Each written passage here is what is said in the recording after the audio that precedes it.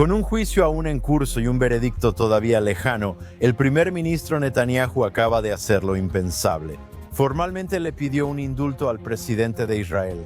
Sin condena, sin sentencia, solo una apelación directa para terminar con todo.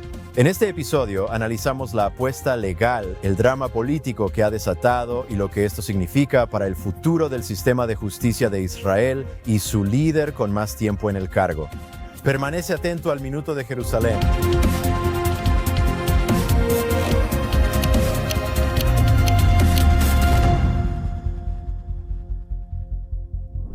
Bienvenidos a la iniciativa Jerusalén en Jewish News Syndicate Televisión. Soy Josh Huston, corresponsal de Jewish News Syndicate junto al director ejecutivo Alex Treyman. Noticias de última hora según jewishnewssyndicate.org. El primer ministro israelí, Netanyahu, presenta una solicitud formal de indulto al presidente Isaac Herzog. Aquí, el jefe de Estado, el domingo. Esto sucedió. La oficina del presidente reconoce que esta solicitud es extraordinaria y tiene grandes implicaciones, según un comunicado del presidente Herzog. Alex, ¿qué sabemos hasta ahora? Bueno, el primer ministro presentó una carta de 111 páginas a la oficina del presidente Herzog solicitando clemencia. Está pidiendo que el presidente retire el caso, los cargos de corrupción contra el primer ministro Netanyahu. En su carta citó que existe un precedente para retirar un caso antes de una condena, porque anteriormente pensábamos que la única manera en que podría haber un indulto sería si Netanyahu aceptaba algún tipo de acuerdo de culpabilidad y entonces podría ser indultado después de una condena. Esto no es lo que el primer ministro está pidiendo. Él está pidiendo que el presidente más bien retire los cargos. Él mencionó en su carta que no hay un mecanismo para que el sistema legal retire estos cargos, aunque debería existir. Porque el tribunal le dijo a la fiscalía que esencialmente no tenían un caso en el caso 4000, que era el único caso que tenía un cargo de fraude adjunto. Se espera que el contrainterrogatorio de Netanyahu dure hasta bien entrado el 2026. Entonces, el primer ministro tendría que seguir sirviendo. La carta dice que el primer ministro afirma eso. Debido a las preocupaciones personales de uno de los jueces, ahora se le ha pedido al primer ministro que aumente su testimonio a 4 días a la semana. El primer ministro dice, escuchen, es un momento histórico para Israel. Cuando estamos terminando guerras contra Hamas, Hezbollah, Hutíes, Irán y otros, tienes a un presidente de Estados Unidos intentando lograr varios acuerdos de normalización y que no hay manera de que el primer ministro pueda desempeñar sus funciones como debería hacerlo un primer ministro si se ve obligado a sentarse en este juicio. Y sabemos que el presidente de los Estados Unidos hizo un comentario que en algún momento hizo un tweet o una publicación en Truth Social que el presidente debería considerar indultar al primer ministro Netanyahu. Luego, cuando el presidente vino al Knesset en la festividad de Sukkot, habló ante el Knesset, se volteó hacia el presidente Herzog y le dijo, oiga, ¿por qué no indulta a este tipo? Nos preguntábamos si el primer ministro presentaría una solicitud formal, ya que el presidente había dicho, mire, está bien que el presidente de los Estados Unidos esté diciendo eso, pero la única manera en que podría considerar algún tipo de clemencia es si el propio primer ministro hace una solicitud formal de clemencia. Ya lo hizo. El primer ministro dice que es de interés nacional y por la unidad. Esto busca restaurar la confianza en el sistema de justicia, ya que muchas personas la están perdiendo. Así que creo que esto es una noticia muy, muy grande. El presidente reconoció que ha recibido esta solicitud, reconociendo la sensibilidad de esta petición. Y ahora tenemos que ver de qué tipo de metal está hecho el presidente Herzog. ¿Finalmente concederá esta solicitud de clemencia? ¿La retrasará? ¿Puede suceder esto antes de las próximas elecciones? Obviamente el primer ministro quiere verse absuelto antes de las próximas elecciones. Creo que esto es algo político. Un momento clave, solo hay que ver qué pasa. Sí, Alex, justo te iba a preguntar, ¿qué sigue? ¿Cuál es el plazo? ¿Ya sabemos qué pasará? Esta noticia surgió justo antes de entrar al estudio. No sabemos exactamente cuáles son las siguientes etapas, cómo funciona el proceso de clemencia. Tendremos que consultar a expertos legales sobre eso. No estoy seguro de que sea tan sencillo como en Estados Unidos, donde el presidente básicamente puede conceder un perdón a cualquiera en cualquier momento. Solo firma con una pluma que no sea automática, pero tenemos que ver ahora qué va a pasar. Creo que vas a ver que el debate político interno explota por esta noticia.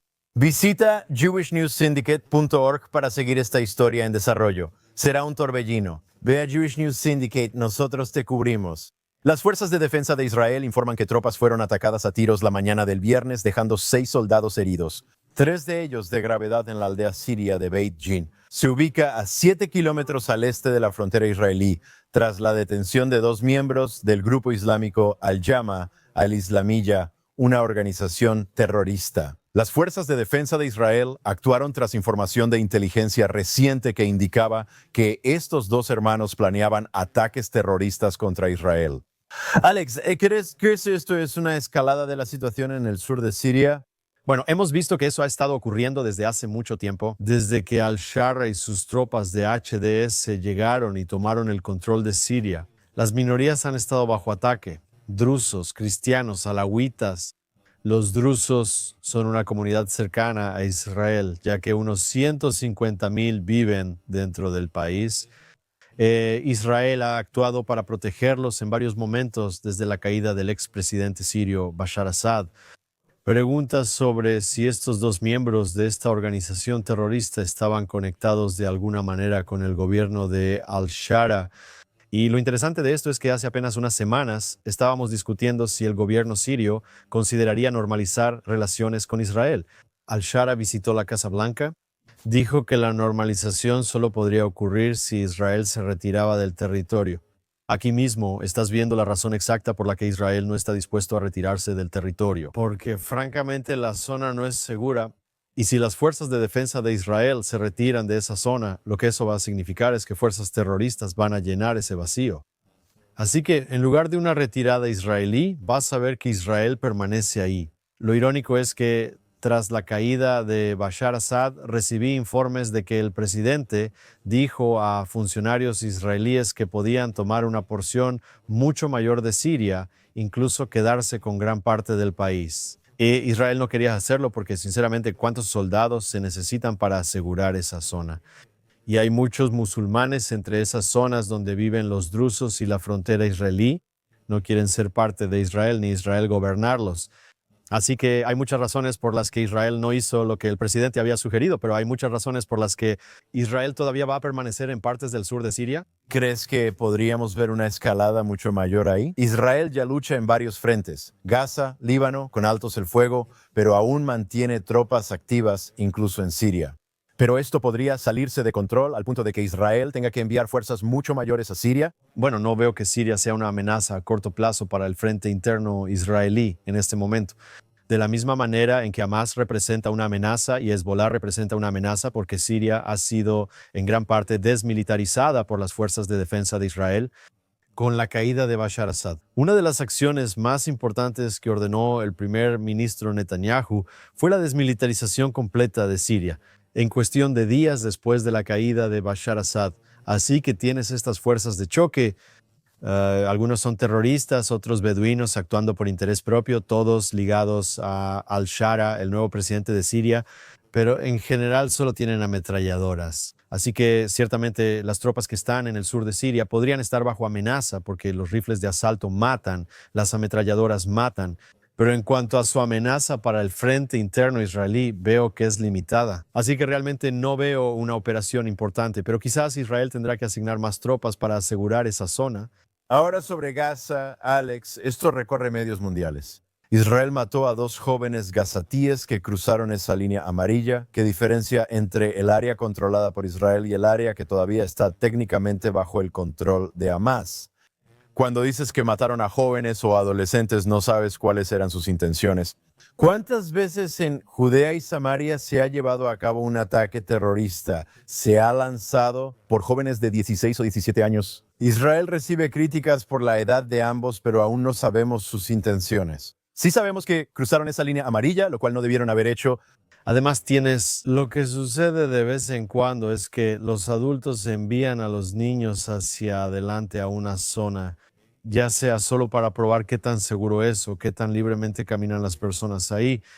pero también son familias que no tienen hogar en este momento o no tienen, por ejemplo, Gaza no tiene ni presente ni futuro. Tal vez tenga un futuro dependiendo de cómo la administración de Trump y otros vengan y la reconstruyan, pero la situación es mala. Y si envías niños hacia las líneas enemigas y esos niños mueren, primero que nada, esos niños se convierten en mártires.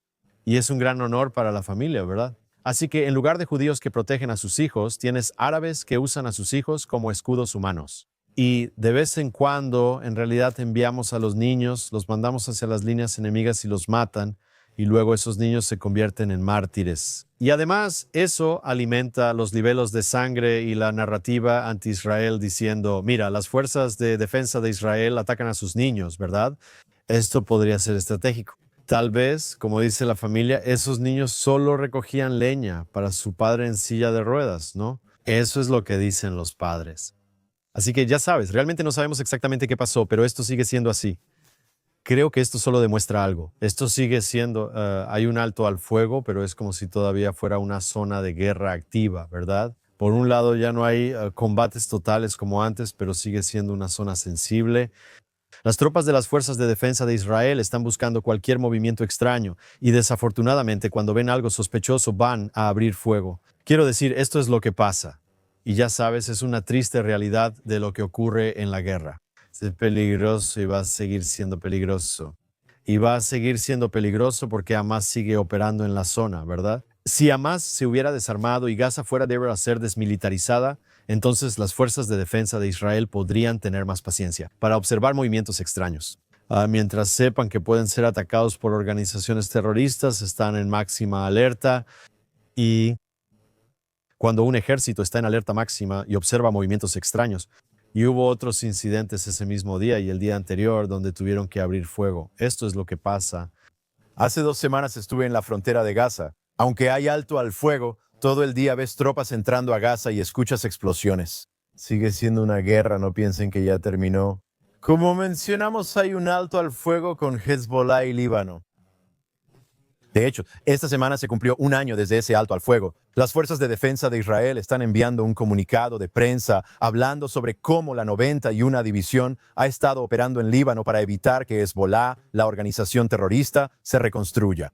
Sin embargo, la semana pasada hablamos sobre una posible reapertura del conflicto con Hezbollah después de que Israel eliminó a su segundo al mando. Y todavía estamos en una especie de espera para ver cómo responderá Hezbollah, ¿verdad? Y hablamos de 1 año de alto el fuego. Entonces, según los informes, las fuerzas de defensa de Israel dicen que llevaron a cabo 1,200 actividades dirigidas desde la declaración del alto el fuego y eliminaron a más de 370 terroristas de Hezbollah desde el alto el fuego. Así que ves lo que significa un alto el fuego. Quiero decir, un alto el fuego ha sido bueno para Israel en el sentido de que Hezbollah no ha comenzado a lanzar cohetes contra Israel. E incluso con la eliminación de este número 2, el jefe de Estado Mayor de Hezbollah la semana pasada, no vimos ningún regreso de Hezbollah disparando cohetes contra Israel.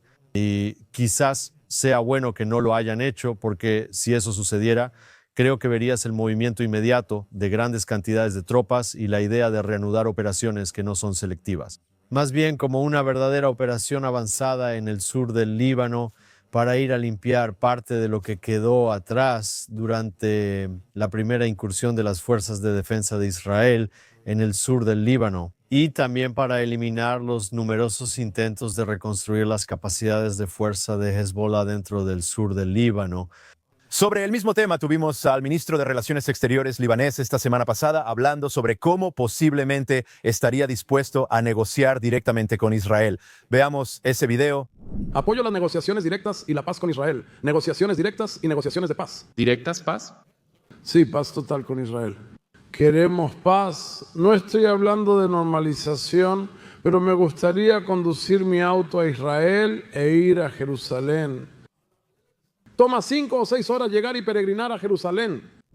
Así que ahí tienen al ministro de Relaciones Exteriores libanés, Youssef Raji, diciendo que nada es tabú. Él estaría potencialmente dispuesto a hablar directamente con Israel. Normalmente lo hacemos a través de mediadores. Pero, ¿qué opinas de esta declaración de que él está dispuesto a hablar con nosotros? Bueno, creo que en cierto modo, en realidad, está tratando de exponer la debilidad israelí, porque la fortaleza de los israelíes ha sido ir y encargarse del asunto. Lo que le hicieron a Hezbollah redujo su capacidad en un 80-85%. La mayoría de sus cohetes de largo alcance, su capacidad para disparar esos cohetes, empujar a sus fuerzas Radwan al norte, lejos de la frontera israelí, es una operación militar realmente impresionante. Y vemos que Israel, de alguna manera, está algo desesperado por este tipo de acuerdos de normalización. Sabemos sobre el acuerdo entre Israel y Arabia Saudita. ¿Cuánto ha hablado Israel y el gobierno israelí sobre normalizar relaciones con Arabia Saudita? Aunque hay mucha gente que dice, ¿sabes qué gana Israel al tener un acuerdo formal de normalización? Quizá convenga hacer acuerdos comerciales y cosas discretamente, sin tanta pompa ni circunstancia, especialmente si eso implica que los sauditas exigen un camino para crear un Estado palestino. Vemos que Israel quiere algún tipo de acuerdo entre ellos y Siria, y el presidente Trump está tratando de conseguir que se firmen acuerdos para avanzar en su búsqueda de un premio Nobel. Y lo mismo con Líbano. Entonces, lo que pasa es que, digamos que Líbano se presenta y dice que quiere negociar un acuerdo, ¿verdad? Entonces, si Israel firma algún tipo de acuerdo, Israel tiene las manos atadas y no puede violar los términos del acuerdo que firma. Así que, en muchos sentidos, no parece que este sea el momento adecuado para que Israel entre en cualquier tipo de acuerdo con Líbano. El ejército libanés no puede eliminar a Hezbollah como hemos visto este último año. La lección del año pasado fue dar al ejército libanés la oportunidad de neutralizar aún más a Hezbollah. No pueden hacerlo por varias razones, incluyendo que Hezbollah podría usar uniformes del ejército libanés. Por lo que sabemos hasta ahora, solo las fuerzas de defensa de Israel serán capaces de eliminar a Hezbollah y sus capacidades. El gobierno libanés busca que Israel detenga los ataques en su territorio, sobre todo tras el ataque de la semana pasada en Beirut. Así que, ya sabes, no me sorprende que escuches algunas voces alternativas en Líbano pidiendo conversaciones y negociaciones. Alex, echemos un vistazo a Judea y Samaria. Esta es una historia sumamente preocupante. Me encuentro con árabes israelíes ayudando a Hamas a contrabandear armas hacia Judea y Samaria.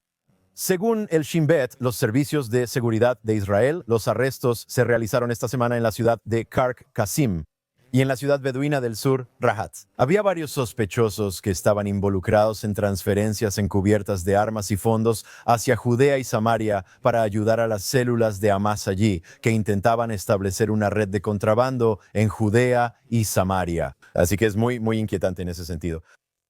Así como vimos una acumulación en Gaza entre 2000 y 2005, cuando Israel se retiró, también la observamos en el sur del Líbano. Desde 2006, después de la anterior Segunda Guerra del Líbano de Israel, hemos visto una gran acumulación de rifles de asalto y subametralladoras dentro de Judea y Samaria. Esto se fabrica en parte localmente, pero gran parte es contrabando. Hemos visto muchos casos provenientes de Jordania. Recuerda, tuvimos ese caso del diplomático jordano que cada vez que cruzaba traías rifles de asalto. Pero aquí ves que incluso en Kfar Qasim y en Rahat, que es una ciudad beduina en el sur, están moviendo armas. La pregunta es, ¿de dónde vienen estas armas? ¿Vienen de Jordania? ¿De dónde vienen? En el caso de los beduinos, ¿vienen de Egipto? O sea, ¿dónde se están fabricando estas armas? Pero ha habido una gran cantidad de distribución de armas en toda Judea y Samaria. En 2014 hubo la llamada intifada de los apuñalamientos y también atropellos con autos. Y todavía vemos esos casos, por supuesto. Muchos casos de atropellos con autos y apuñalamientos. La semana pasada hablamos de eso en el programa. Alguien choca, entra a una parada de autobús y apuñala a personas tras salir del auto. Pero hemos visto cada vez más y más casos de palestinos abriendo fuego. Y eso puede ser mucho más mortal, porque un solo terrorista puede acabar con una docena o más de israelíes en solo segundos con una ametralladora. Siguiendo con Judea y Samaria aquí, circuló un video en los medios de comunicación de soldados israelíes que dispararon a 2 sospechosos de terrorismo y aparentemente fueron detenidos. Uno de ellos intentó sacar algo de su camisa, lo cual fue muy sospechoso. Entonces Israel les disparó. La comunidad internacional criticó a las fuerzas de defensa de Israel por uso excesivo de fuerza. Creo que hasta Piers Morgan lo mencionó. Vi que era como noticia de portada en CNN. Las fuerzas de defensa de Israel atacan a diario a terroristas en Judea y Samaria, frustrando más del 90% de los ataques. No tenemos toda la información en este momento, pero la comunidad internacional es muy rápida para criticar a Israel, criticar a las fuerzas de defensa de Israel y exigirles responsabilidades. En una operación antiterrorista, Lo que pasa aquí es que ves que muchas operaciones están siendo grabadas, ¿verdad? Ya sea por cámaras de vigilancia o por otras personas en la zona con teléfonos celulares. Y es muy difícil para las fuerzas de defensa de Israel operar sin que alguien capte lo que está pasando, ¿verdad? Entonces, lo que pasa es que ves cómo se enmarca un incidente, ¿verdad? No ves toda la grabación completa. No sabes qué pasó 5 minutos antes, no sabes qué pasó 5 minutos después. Solo ves lo que pasó en esos 30 o 45 segundos y se ve mal, ¿verdad? De nuevo tenemos este problema. Las fuerzas de defensa de Israel están en alerta máxima, pero ¿en dónde? Ya hablamos de eso. Estás en alerta máxima en Siria, estás en alerta máxima en Líbano, estás en alerta máxima en Gaza.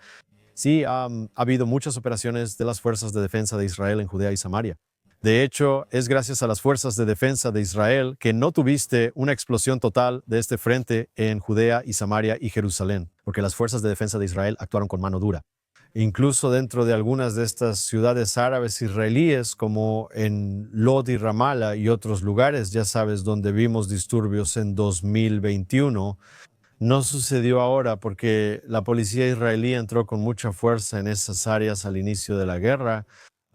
Se han realizado muchas operaciones para cortar el pasto usando inteligencia y esta es claramente una de ellas. Y aún así ves que es peligroso. Las fuerzas de defensa de Israel están en alerta máxima y no están tomando riesgos, ¿verdad? Y no están aceptando basura. Y si ven que un palestino que está siendo detenido hace un movimiento extraño, ya sabes, las fuerzas de defensa de Israel tienen la obligación de proteger sus propias vidas en una situación de combate, incluso a costa de quienes identifican como el enemigo. Absolutamente, Alex. Vamos a cambiar de tema aquí y hablar sobre el nuevo plan para reclutar soldados jaredíes o ultraortodoxos en las fuerzas de defensa de Israel. Diría que hay un poco de indignación en la Knesset. Boaz Bismuth, presidente del Comité de Asuntos Exteriores y Defensa del Likud, publicó la semana pasada su esperada revisión del proyecto de ley gubernamental sobre el reclutamiento de los ultraortodoxos, abriendo el camino para que avance hacia las 2 últimas lecturas y se convierta en ley. Ahora, quizás puedas ayudarnos a entender exactamente cuál es el plan de Bismuth y por qué. Parece que la gente, especialmente la oposición y quizá algunos de la coalición, están molestos por esto. Piensan que no es suficiente en términos de obligar a los jaredíes ultraortodoxos a unirse a las fuerzas de defensa de Israel como otros ciudadanos en todo el país. Creo que antes de siquiera entrar en cuál es el plan de Bismuth, tienes que retroceder y ver el panorama general, porque sabemos que este tema de si los ultraortodoxos, los jaredíes en Israel, pueden servir en el ejército, es uno de los problemas sociales más urgentes del país, ¿verdad? Y realmente la izquierda lo impulsa mucho. ¿Sabes? Es uno de esos temas que han sido probados en grupos focales. Pero incluso en la derecha, ¿sabes? Hay gente molesta. Y mira, el campamento religioso nacional, por ejemplo, personas que dicen, oye, usamos estas kipás en la cabeza, usamos tzitzit, observamos el Shabbat, seguimos las leyes kosher, servimos en el ejército y estudiamos la Torá, pero servimos en el ejército. Y la idea de que sus propios hermanos que estudian la Torá no sirvan en el ejército y obtengan exenciones no solo no es justo, sino que también ha permitido que el ejército, con los años, se incline hacia la izquierda. Y tienes un ejército de izquierda, eso no es bueno. Quieres un ejército equilibrado y con la mayor cantidad de soldados posible, que estudian la Torá, porque tener un ejército parece ser una obligación de la Torá, ¿verdad? La Torá dice repetidamente que todos los hombres mayores de 20 años deben entrar al ejército de las 12 tribus, ¿cierto? Parece ser, por un lado, bíblico. Por otro lado, parece justo, por todo tipo de razones, que los ortodoxos deban servir en el ejército. ¿Por qué no sirven en el ejército? Porque cuando David Ben Gurión era primer ministro, hizo un acuerdo político con los líderes de la yeshiva. En ese momento solo había exenciones para unos 500 estudiantes, Así que no era algo que realmente hiciera una diferencia de una forma u otra en el desempeño del ejército israelí, incluso en ese entonces.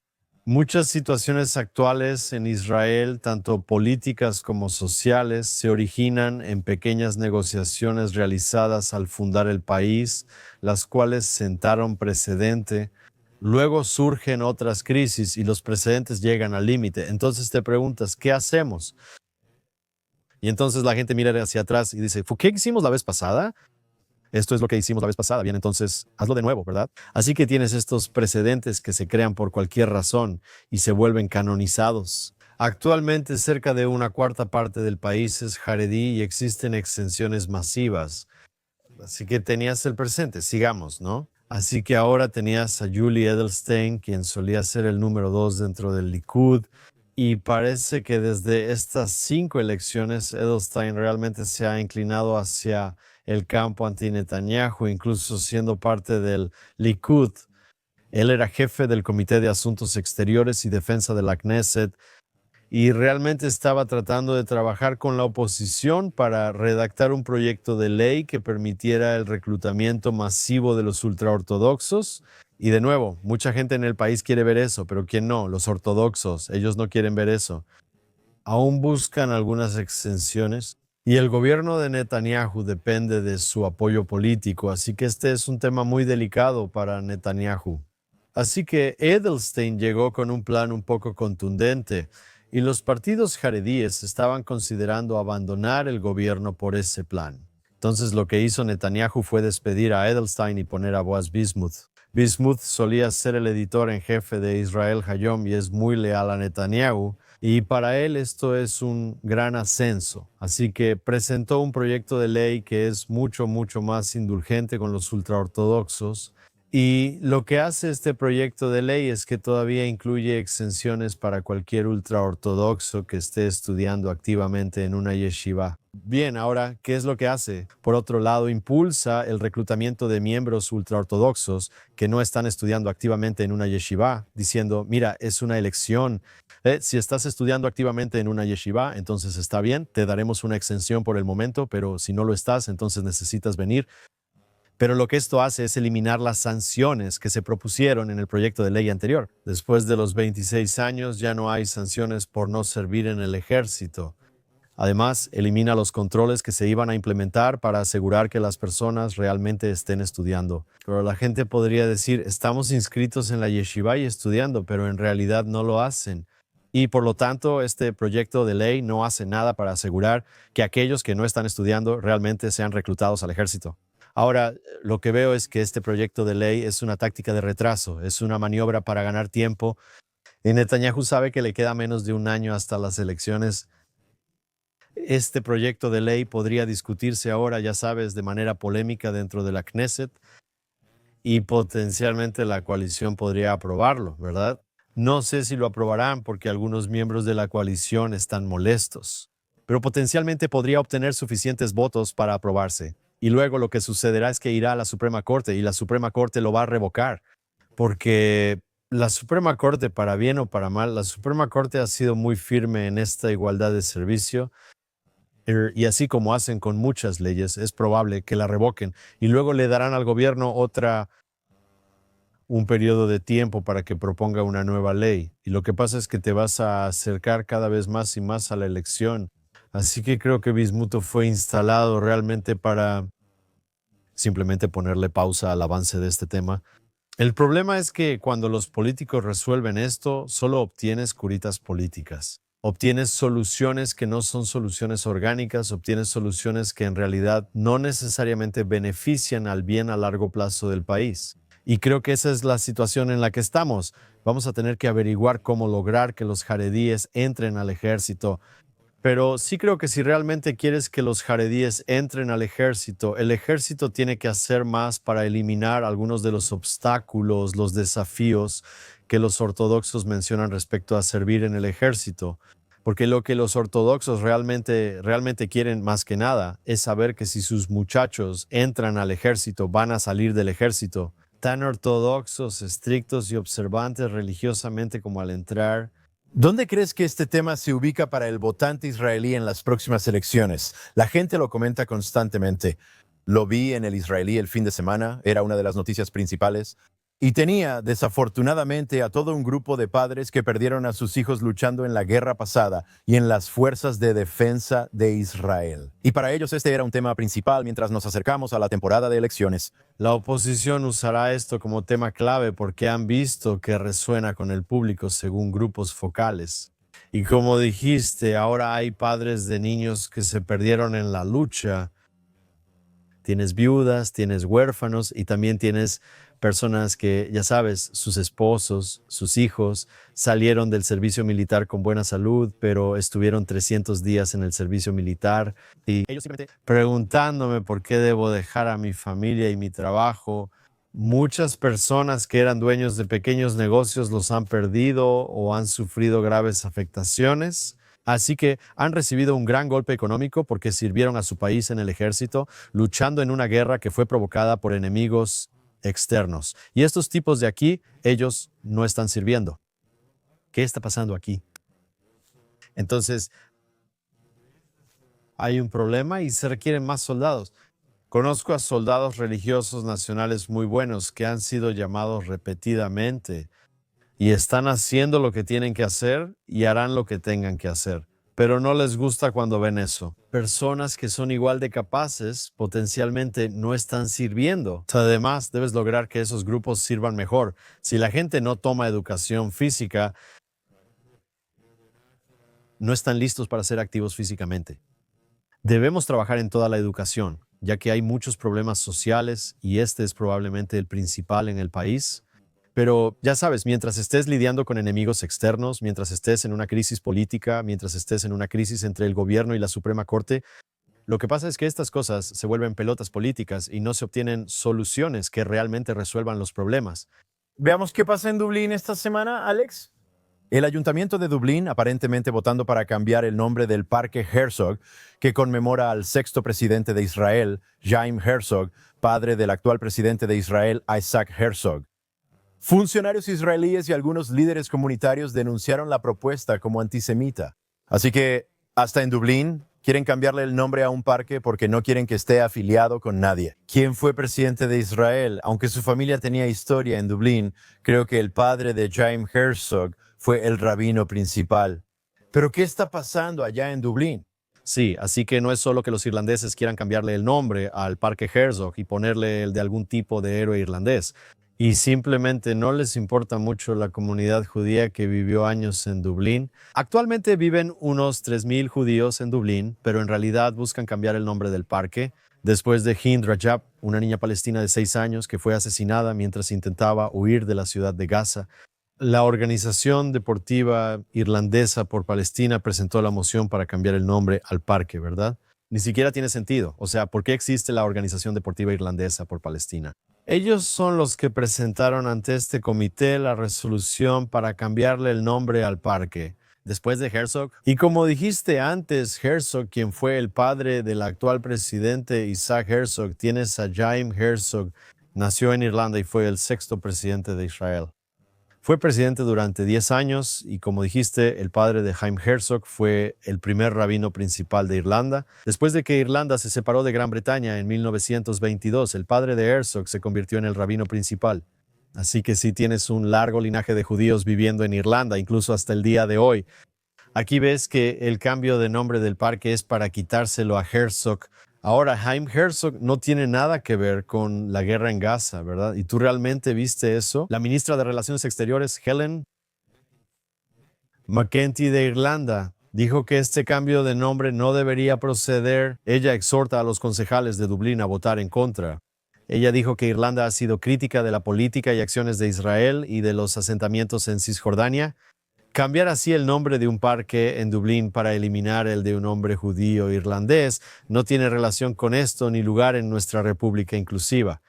Así que ya sabes, ella se pronunció en contra. Tienes muchos comentarios de políticos israelíes, incluyendo a Gideon Sa'ar, que está criticando la medida. Y Gideon Sa'ar, de hecho, ha dicho que Irlanda es el epicentro del antisemitismo en el mundo hoy en día. Eso dijo De todos los países antisemitas en el mundo, y hay muchos, dice él, Irlanda es básicamente el número 1, así que es una situación difícil. Mi opinión es que si no quieres nombrar tu parque en honor a los judíos, ya entendimos la indirecta. Así que me pregunto si veremos qué pasa. ¿Sabes cómo la comunidad judía ahí? Sé que el actual rabino principal, el rabino Bider en Irlanda, también está diciendo que esto es antisemita. Y la pregunta es, ¿qué tan seguros estarán los judíos de Dublín en el futuro si el Consejo Local de Dublín quiere cambiar el nombre de un parque que lleva el nombre de un gran judío irlandés? Mientras tanto, podemos valorar las amistades que tenemos en este mundo. El presidente de la Cámara, Mike Johnson, defendió la alianza entre Estados Unidos e Israel como estratégica en Medio Oriente y afirmó que el antisemitismo debe rechazarse universalmente. Y parece que los comentarios que hizo tal vez estaban dirigidos contra la derecha en Estados Unidos. Los Tucker Carlson y quienes han surgido últimamente en semanas, días o años recientes hasta ahora contra el pueblo judío y el Estado de Israel. El primer ministro Netanyahu, agradeciendo al presidente, respondió diciendo: "Gracias, presidente Mike Johnson, por sus palabras firmes y con principios sobre Israel. Su claridad y convicción refuerzan nuestra postura contra el terrorismo". Creo que a eso se referían sus comentarios, si no me equivoco. Creo que eso es correcto. Dudas sobre si Tucker Carlson actúa como derechista, ¿cierto? Hablan de que esto es antisemitismo de la derecha. Mientras más veo a Tucker Carlson entrevistar, pienso, esto no es la derecha, como que... Correcto. Ya sabes, La derecha falsa, la derecha woke. hay gente woke y también progresistas, incluso ha invitado progresistas a su programa. También ha tenido personas que considero woke de derecha o falsa derecha, que citan medios progresistas sobre Israel y sobre Netanyahu. Así que ni siquiera sé si a Tucker Carlson se le puede definir en este momento como de derecha. Y no sé si se puede definir a Nick Fuentes, quien dice que apoya a Stalin y apoya a Hitler. Eso no es de derecha, eso es de izquierda. Así que de alguna manera muchos de estos en la derecha se han autoidentificado y eso es problemático. Estas personas pueden haber votado por Trump porque rechazan el sistema político en Estados Unidos y lo ven como el principal forastero. Eso no los hace de derecha. Creo que lo que hizo el presidente de la Cámara, Johnson, y diría que no hay mayor amigo de Israel en el Congreso que Mike Johnson. Claro. Y cuando él llegó para reemplazar a McCarthy, lo vi. El primer discurso que dio fue, él vino a la coalición judía republicana y fue justo después del 7 de octubre. Pensamos, qué bendición que Mike Johnson sea presidente de la Cámara de Representantes, porque él ha demostrado una y otra vez ser un aliado del primer ministro Netanyahu y un aliado del Estado de Israel. Pero él dijo que el informe, que el apoyo a Israel, dijo que todos deberían reconocer la importancia de esa relación. Él dijo que, según la opinión de muchos estadounidenses, el apoyo a Israel está basado, cito, en razones bíblicas fundamentadas en las Escrituras. Pero también dijo que incluso si no aceptas esta alianza bíblica, tienes que verlo objetivamente y decir eso. Es crucial tener un aliado allá, ya que es la única democracia estable en Medio Oriente, aunque es una zona volátil. Y ya sabes, escuché a Ron Dermer hablar sobre esto también este año en la coalición judía republicana. Él dijo que el caso de Israel y la relación entre Estados Unidos e Israel es un caso fácil de presentar, pero no hay muchas personas que lo estén haciendo. Él dijo, si quieres tener un aliado, ya sabes que sea un aliado en materia de seguridad, quieres que sea Israel. Porque Israel no requiere que Estados Unidos ponga tropas en el terreno, va a luchar contra los enemigos de Estados Unidos, ¿verdad? El tipo que eliminamos la semana pasada era el número 2 de Hezbollah en Líbano y tenía una recompensa de $5 millones. Su cabeza, Estados Unidos lo apoyó, desde Israel lo eliminó. Bien, y ves que eso está pasando, que Israel está actuando contra los actores antiestadounidenses en la región. Eso es lo primero. Lo segundo es que Israel le proporciona inteligencia significativa a Estados Unidos, protegiendo a los ciudadanos estadounidenses en casa. 3. Israel proporciona mucha información sobre el uso de los F-35 y otros equipos. Israel y Estados Unidos desarrollaron juntos la cúpula de hierro y el sistema Arrow. Estos son sistemas antimisiles que ahora puede usar Estados Unidos. Israel tiene la cúpula de hierro, dijo Trump, y quiere una cúpula dorada. Gran parte se logrará con tecnología conjunta de Estados Unidos e Israel. Así que hay muchas razones por las que a nivel militar, a nivel de defensa, la alianza entre Israel y Estados Unidos es fuerte, también a nivel tecnológico. ¿Cuántas multinacionales de Estados Unidos tienen centros de 1ID en Israel? Hay muchas razones por las que esta relación es estratégicamente importante para Estados Unidos, pero al final creo que lo que dijo Johnson sobre que esto esté basado en las Escrituras, los fundadores de Estados Unidos mencionaron a Dios repetidamente, citaron una y otra vez el Antiguo Testamento, la Torá, y sentían que estaban conectados con eso. Y así, de la misma manera que, ya sabes, por cierto, Israel fue creado, el Estado moderno de Israel nació del imperialismo británico. Cuando tenían el mandato británico y se negaron a establecer un Estado judío como se les había ordenado después de la Segunda Guerra Mundial, Estados Unidos también se apartó del imperialismo británico. Así que hay muchas similitudes, ¿no? Similitudes de propósito. Y ciertamente, si le preguntaras a los israelíes y dijeras, ¿sabes? Estados Unidos es un aliado, obtendrías el 100% de los israelíes. Dirían que Estados Unidos es nuestro aliado, ¿verdad? Si le preguntaras a cualquiera de estos otros países en la región, haz una encuesta. En Gaza, ¿cuántos gazatíes dirían que Estados Unidos es nuestro aliado? ¿Cuántos libaneses, iraníes o jordanos dirían que Estados Unidos es nuestro aliado? Israel e israelíes aman a Estados Unidos y creo que naturalmente, intrínsecamente, los estadounidenses quieren apoyar a Israel. Ha habido una especie de cisma que creo está siendo creado a la fuerza, en parte por los cataríes, en parte por los chinos y en parte por otros. Pero Mike Johnson ha sido el único ejemplo de realmente mantener esa relación fuerte. Él lo entiende y es un gran amigo. Alex, casi se acaba el tiempo, pero una última historia sobre Estados Unidos es muy importante discutirla. El presidente Trump emitió una orden ejecutiva ordenando al secretario de Estado y al secretario del Tesoro en Estados Unidos sobre designar cualquier capítulo de la hermandad musulmana, incluidas las de Líbano, Jordania y Egipto, como organizaciones terroristas extranjeras. El primer ministro Netanyahu dijo la semana pasada que elogió al presidente Trump por prohibir y designar a la hermandad musulmana como organización terrorista. De esos países, Trump compartió un artículo de la corresponsal de Jewish News Syndicate, Amelie Botwell, sobre este tema, lo cual es impresionante. El presidente de Estados Unidos comparte material de Jewish News Syndicate. Bueno, creo que eso demuestra que el primer ministro y su oficina aquí en Israel, ellos leen Jewish News Syndicate, se comunican con Jewish News Syndicate y sabemos que los artículos de Jewish News Syndicate llegan hasta la Casa Blanca. Y aquí lo ves, el presidente compartiendo esto en Truth Social. No lo es. Jewish News Syndicate no fue el único con esa historia, pero el presidente eligió compartir la de Jewish News Syndicate. Creo que dice mucho sobre la prominencia y la confiabilidad de los artículos y la cobertura de Jewish News Syndicate. Ahora, retomando el tema de nombrar capítulos de la hermandad musulmana, sabemos que la hermandad musulmana ya está declarada ilegal en Jordania y en Egipto. Podemos recordar la primavera árabe cuando el presidente Obama retiró su apoyo al antiguo hombre fuerte y presidente egipcio Hosni Mubarak. Y de hecho, puso su apoyo detrás de Mohamed Morsi, quien se postulaba en nombre de la hermandad musulmana. Y luego tuvieron una elección, estas son esas clásicas elecciones de una sola vez, donde Morsi se convirtió en el presidente de Egipto. Y no fue hasta que el Sisi, quien era miembro del ejército bajo Mubarak, realmente dio un golpe de Estado y tomó el control de Egipto esencialmente. Y luego designó a la rama egipcia de la Hermandad Musulmana como una organización terrorista. Es difícil imaginar por qué Estados Unidos no ha designado ya a la Hermandad Musulmana como una organización terrorista, pero aquí creo que es importante señalar que todavía nadie ha sido designado como grupo terrorista. El presidente de los Estados Unidos ordenó al secretario de Estado y otros que presentaran un informe en 45 días por medio de una orden ejecutiva sobre de aquellos en Líbano y en otros lugares que podrían ser Egipto, Líbano y Jordania, deberían considerarse organizaciones terroristas extranjeras. Lo vimos.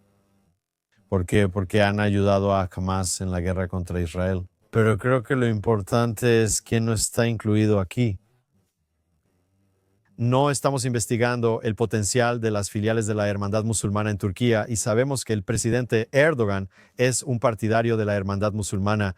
Muchos actualmente lo consideran el líder ideológico de la Hermandad Musulmana. Y también Qatar, que es un gran partidario de Hamas y la Hermandad Musulmana, ellos no forman parte de la orden ejecutiva. Así que no verás al secretario de Estado, Marco Rubio, ni a otros investigando si hay capítulos de la Hermandad Musulmana en esos lugares que deberían ser designados.